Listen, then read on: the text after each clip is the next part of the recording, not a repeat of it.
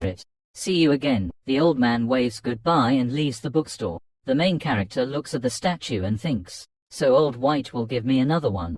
To make a pair. Great. But is this one male or female? Amazing. It's so invigorating, and its threatening aura is terrifying. That's all for today, I guess. Maintaining a good attitude brings good luck. Relax. Suddenly, a puddle of black goo appears on the table. It gradually forms the words, "Long time no see," making the main character remember something. That star. Are you the one who brought me to this world? It's been 3 years since we last talked. You appearing here means it's time for me to pay the price. Right, just tell me what you want me to do. Its appearance helped fulfill my wish, and it's even quite friendly. So I think it's just a benevolent spirit, similar to the genie in Aladdin's lamp, but I don't think I'll ask it for anything too ridiculous. But then, he's surprised, seeing the puddle of water transform. The reason you awakened is because you've fully repaid your debt. Is it because I lent White my book? Yes, that's right. So that's what you want me to do. The price I have to pay is to give others the book I wrote, and that will benefit you. Yes, that's right. That's no problem at all. I'll do my best to profit from it. The water droplet disappears immediately. Scene changes to the outside. At this moment, a man is standing on a rooftop, observing and reporting. This is $5 Jack. Reporting, I found Black Mist's location. White is at 23rd Street, Nikon. It seems he just encountered a hunter. Moreover, he's been inside a bookstore for an hour. It's very suspicious. I suspect that bookstore is where the dark mages gather to do drugs. On the other end of the line is Cloud. He's surprised by what he hears. Gathering to make drugs. What incredibly valuable information. I'll arrange it and report back to Logic. Come back and report the details to me. Understood. As soon as he finishes speaking, Old White suddenly appears behind the spy. Spy, he says, we have a rather brave little mouse here. The intelligence agent tries to fight back, but he's inexperienced and quickly captured by Old White. Old White smiles kindly and says, die. As soon as he finishes the sentence, the spy meets his end. Instantly, the spy is gone, leaving only his phone behind. The old man crushes the phone and turns away. On the other side, Cloud rushes into a room. It belongs to Logic. Logic asks curiously, why are you in such a hurry? I apologize, sir. This is a new case. New, sounds interesting. Is it as important as liking vitamin stories? Not quite, but it's still quite important. Based on the report, it seems he discovered White's location before dying. Hearing White's name, Logic is shocked. He asks again to be sure. Wait, Frank White, the brutal level dark mage known as Black Mist. He disappeared after the Battle of White Hill 2 years ago, and we placed a 5 billion Beely bounty on his head. I didn't think he would survive, but believe in what he did. Logic clenches his mechanical hand. His face is eager. Of course, no one understands that insect better than me. So, he finally crawled out of the sewers. Just the thought of him being in Loki makes me want to smash his head and shove it up his ass. What is he doing on 23rd Street? The report ends here. Joe White eliminated our spy. We only know that he went into a bookstore and stayed there for about an hour, and he also bought or borrowed a book. Sir, a dark mage, using his words as a source of power. From buying a book, that's ridiculous. Have you checked that bookstore? That bookstore belongs to the Ash Tree Merchants Guild. They've been open for 3 years and have a good reputation, but they don't have many customers. We suspected that it was a gathering place for dark mages. What are you afraid of? The Ash Tree Merchants Guild. They belong to Chris. They are followers of nature and the forest, so it would be strange if they were involved with dark mages. We would also damage the Ash Tree Guild's reputation. If we acted rashly, it would have consequences for our secret tower. Logic angrily approaches Cloud and asks, I ask you, what is the duty of our Knights of Honor? To eradicate evil and bring peace. If that's the case, we will not tolerate evil, or those associated with it. White was at that bookstore for over an hour. You think he was just there to chat, read books, and sip tea? Really? How could that be? Oh, my dear disciple Cloud. Do you really think that a vicious dark mage like him would just go there to read books? If that's what you think, I'll fill your ass with spikes and kick your fat ass up there.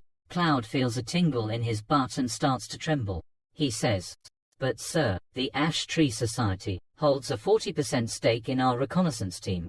Hearing this, Both froze for 5 seconds. Old Logic sighed, then grabbed his coat, and went to investigate the owner of the TTAM bookstore himself. He walked while reading documents about the main character, Mr. Lamb. I will personally find out what kind of person you are. Abraham Joseph, who was once one of the 10 Radiant Knights, was reading the documents when he suddenly went into a trance. The trance was a curse from using the Canal sword. It made him feel like he was sinking into the deep ocean. Although he struggled, it was like an eye was covering his mouth and pulling him down. He suddenly woke up from the trance, and found himself on the way to the TTAM bookstore. He realized his condition wasn't good. He thought, it seems I can't go to that bookstore today. To investigate, he caught the rainwater in his hand, lost in thought.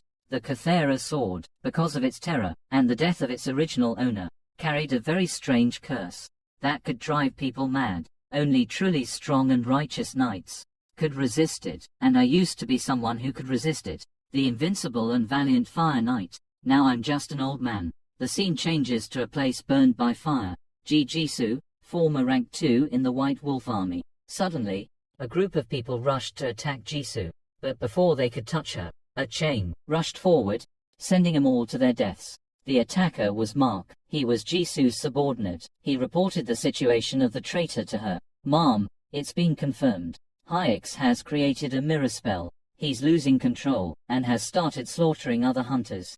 Hyax has also formed an alliance with Casper, who's rank 3. I'm afraid his attack won't stop here. A person with large round speakers approached. It was Kai. She walked while saying Helise is too powerful. He's the closest to the panic level in the White Wolf gang, and Carbon has also trained countless hunters. They've probably been planning this for a long time.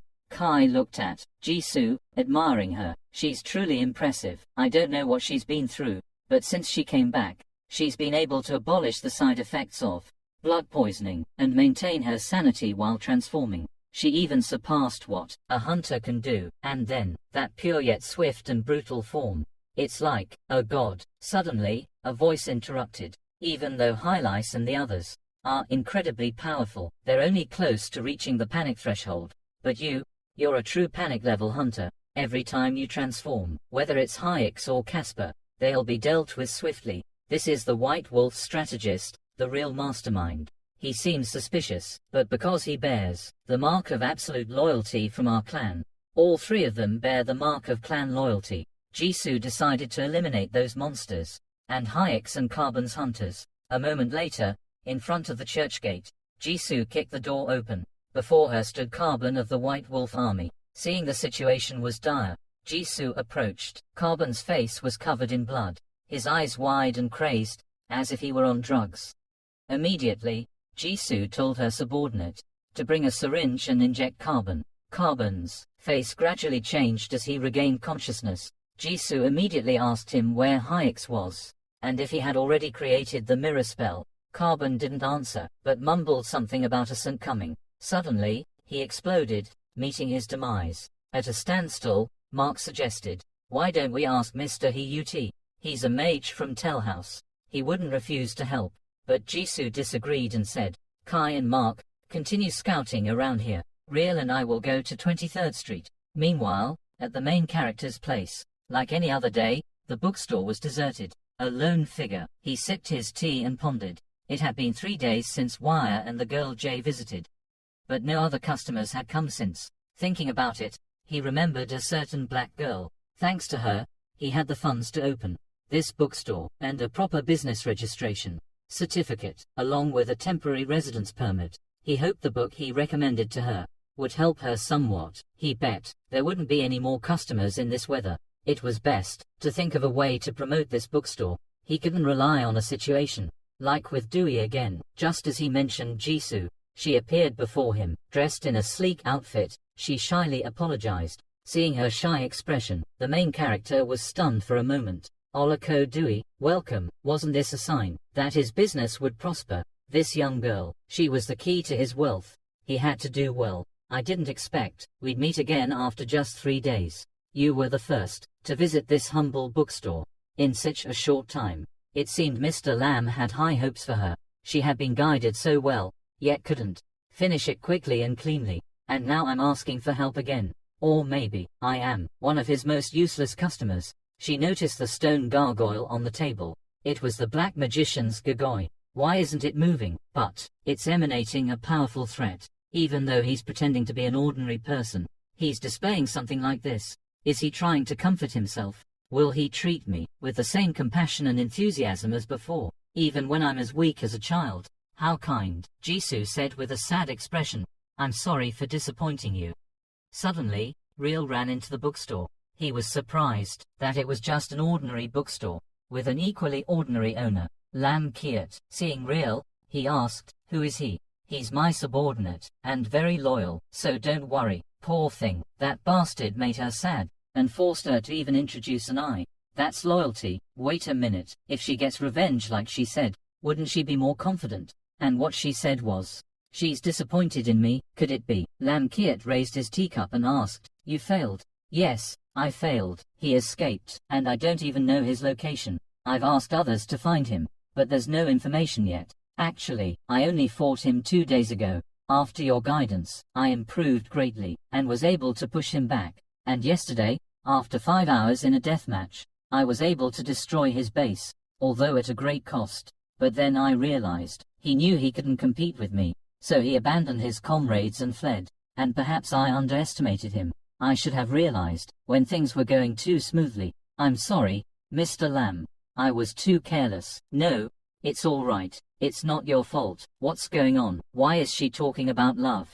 As if it were a battle. But if what she says is true, then love is like shopping. And shopping can be as stressful as a battle. And following that logic, love is a struggle. I bet this girl has used some business terms. And that's why her description is so strange. Huh, damn, that makes sense. So she means she's been arguing with that bastard for 3 days now, but she only realized his deception in an instant. But unfortunately, he had found a way out. He had prepared everything, and abandoned his comrades as a distraction, escaping with Cozy's money. I see, I understand now. Listening to Jisoo and Lam Kiat's conversation, Real had no idea what was happening. Scene changes to a few minutes earlier. Real was on the phone with the eye. He said the information about the faceless black, white, was at Nike. Now we know that Real was a spy beside Jisoo, and the mark of loyalty was just nonsense to reassure Jisoo. The mark could be easily destroyed. Mid-conversation,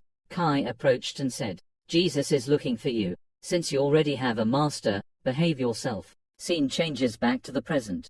Please guide me. You don't need to worry too much. It's actually simpler than you think. Your current enemy isn't him. It's something else. What you fear is the fear within you. So wait a little longer. Good news will come soon. Real felt the main character was just a liar, saying vague things. All tricks of a liar. I know it well. Suddenly, Lam Kiat noticed he was out of tea. 5 minutes. I'll get more tea upstairs. Seeing the main character go upstairs, Real immediately told Jisoo that he was a fraud. Hearing someone call Mr. Lam a fraud, she became furious. She drew her sword, threatening him not to speak nonsense. He said he would prove it to her by pulling a hidden weapon from his sleeve. Seeing the man's ill intentions towards its master, the stone gargoyle on the table lunged forward, grabbed Real, and swallowed him whole. It even meticulously licked up the bloodstains on the floor, leaving no trace. Finished, the gargoyle returned to its spot, as if nothing had happened. The main character descended the stairs.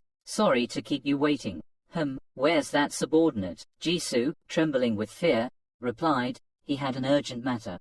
He did. The owner gave a warning. In an instant, even I couldn't react, let alone Real. If that gargoyle attacked me, I would have vanished without a trace. So, this is what it feels like to stare death in the face. So close and chilling, terrifying. I bet he sensed Real's audacity and suspicion, but he didn't want to dirty his hands, so he used the excuse of going upstairs, and let the gargoyle deal with that fool. What should I do? How can I salvage this situation? Knowing this now, then, I shouldn't have brought that damn guy here. Forget asking for help. Now I've angered Mr. Lam. If he thinks I'm behind this. What's wrong, Miss Dewey? You look pale. Relax. Come to this store. Now, you should be comfortable. Don't make such a terrified face. You think I'm going to eat you or something? Hearing the word eat, Jisoo is scared to death. I'm really sorry. My subordinate was a bit rude earlier. I shouldn't have brought him here. Please believe me.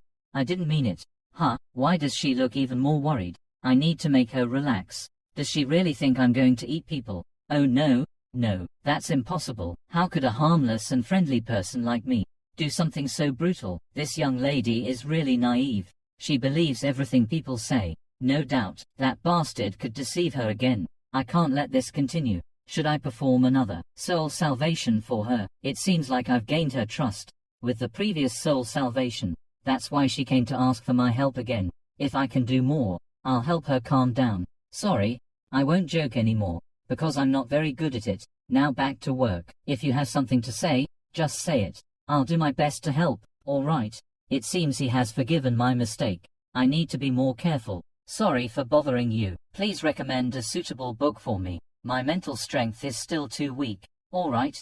If that's the case, let's see. I've only been gone for 5 minutes, and she's acting as if her soul has encountered something terrible. It's because her subordinate had to leave suddenly. Why mention him? Oh right, her subordinate. He didn't look very well. It seems there's something about the loyalty character. I think mentioning his loyalty won't be good. Wait, but Mr. Lim would never say something so carelessly.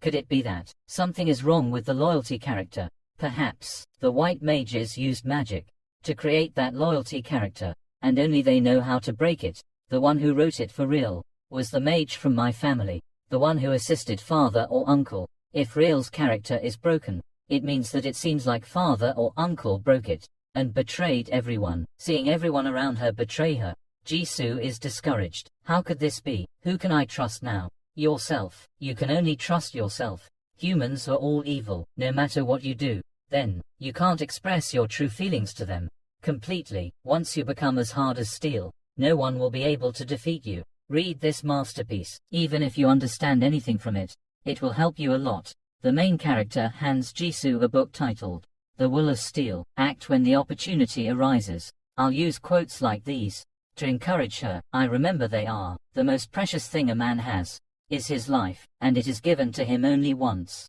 He is obligated to live, so that when you feel remorse for having lived for so many years without purpose, and still not knowing how to erase the humiliation of the past, that boredom, because you have your own destiny. Jisoo opens the book. Immediately, the power of the stone rushes in, sending her into a trance. For a moment, an invisible force goes straight into her mind. Every raindrop, she can see easily, an endless wool of steel, will directly impact the power of the soul. She looks inside the bookstore, then stares at the stone demon on the table. On the stone demon are thousands, tens of thousands of souls devoured by the stone demon, including Real's soul. She looks at Real's loyalty character, but it's no longer there. Suddenly Jisoo feels a pain in her head, causing her nose to bleed continuously. Immediately after, she realizes something. He has modified the structure within my soul, very gently, and added a large amount of energy to it. I finally have broken through the panic in my heart.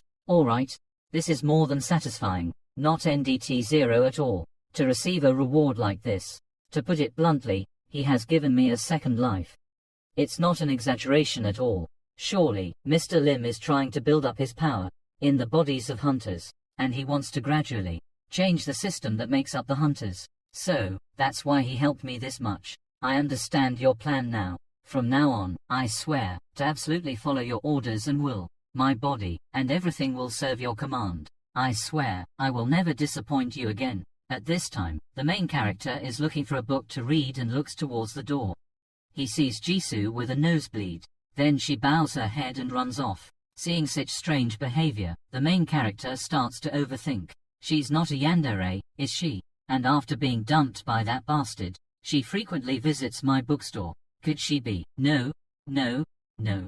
I shouldn't have such dark thoughts. How could a super rich person like her choose someone like me? I need to find a way to get more customers. Logic arrives at the bookstore to investigate. Street number 23. That shady bookstore should be around here. Damn it, I don't understand why that wire guy would visit this shabby bookstore. Anyway, I can't miss this opportunity either, because it's the last clue. I have to verify it myself, instead of listening to the rumors of those spies. As a knight, I have to carry out justice. Looking for a book to read, the main character finds a fairy tale book. This children's book is full of philosophy. The lessons and stories inside are both cute and heartwarming. I'll read it before I go to bed. Suddenly, the doorbell rings, signaling the arrival of a beloved customer. Oh, a new customer. Why does he look so scared? Welcome, sir. How can I help you? You can freely read, borrow, or buy books from our store. We just got in. Logic observes the stone-soaked bookstore like Jang the Optimist. This stone-soaked bookstore, huh? It seems to be just like any other small bookstore. There seems to be nothing suspicious. If so, I won't need to waste time mentioning that old man. This young man probably can't provide any clues. After a look around, the strangest thing is this Gago. That old man never gives gifts to anyone without reason. There must be a deeper meaning. You're the owner of this bookstore. He doesn't seem very sociable. Maybe I should use some methods to attract him to open up more. Maybe I should call him Grandpa. Yes, that's right, Grandpa. Hearing the main character call him Grandpa, the old man is shocked. He's angry and wants to ask about the main character's mother, but has to restrain himself, because he's here to investigate. Any reckless actions would ruin everything. He looks at the stone demon on the table and asks, "Is that Gago yours?" The main character replies naturally, "A customer gave it to me as a souvenir, so I'm not selling it. Do I look like I want to buy it? No way. A radiant knight like me. I need that Gago created by a dark mage. I'm already being generous by not smashing it. No more beating around the bush." He directly asks, "Frank White was the customer, right?" "Yes, you know Old Man White. Based on your appearance, it seems like you two have some kind of grudge." Suspicious. Why did this guy reveal his real name, while even he gave him a Gago of this size? Initially, I thought this would be a gathering place for dark mages, but he's just an ordinary person, huh? But suppose they use this place to exchange secret messages, then this would be considered a place for exchange, right? At this time, the main character starts overthinking again. With my extensive experience in judging people, it's telling me that, even though he looks scared, but he's not a bad person. Moreover, even though he entered with that attitude, he didn't damage anything. It shows that he's a pretty polite person. Someone like this, then, wouldn't have any grudge against a scholar like Wire, right? Just like Sherlock Holmes said, once you eliminate the impossible, whatever remains, however improbable, must be the truth. And therefore, the correct answer would be, Grandpa, you're Old Man White's friend. Friend? What kind of friend am I to that guy? But for the sake of investigation, he has to play along. Maybe so, you old bastard. That comrade and I have known each other for many years. You could say we swore an oath of brotherhood. However, we had a conflict 2 years ago. He took a liking to my wife, and I haven't heard from him since then. He thinks to himself, if I can find that old man, I swear I'll tear him a new one, even though it's unrequited love, like what I did 2 years ago. But this old man somehow escaped death. What a pity. Just as I thought. They've been through a lot together. So touching. I see. No wonder you could immediately tell that this belonged to Mr. White. I'm very envious of your friendship. I'm sure White would be touched to hear this. I hope so too. I've been looking for him all this time. Did he leave a contact address? If you tell me, I can go meet him myself. Unfortunately, I don't have it, but I'll tell you what I can. Also, Mr. White borrowed a book from me a few days ago. It seems like he'll be back in a few days. I'll tell him about you when he comes here. Why don't you sit down and rest for a bit? Or read a book, perhaps? Rest? Do I look tired? He still maintains his standards with customers, even when facing a deviant like me. Interesting. It's been a while since I became a radiant knight. That someone talked to me, normally like this, all day long. They just ask me, "How are you, sir?" Or "Have you eaten, sir?" Anyway, I should relax a bit. Don't underestimate the elderly. You're old. I've only been standing for a bit, so I'm not tired at all. But there's no reason for me to refuse some tea, if you insist. As for reading, I'll pass. I don't like reading, and I didn't bring any money today. Oh, he's opened up. With this tone, he seems quite arrogant. The books behind me are all free to read. But why don't we have some tea? The old man's craving suddenly kicks in, so he. The old man's craving suddenly kicks in, so he also.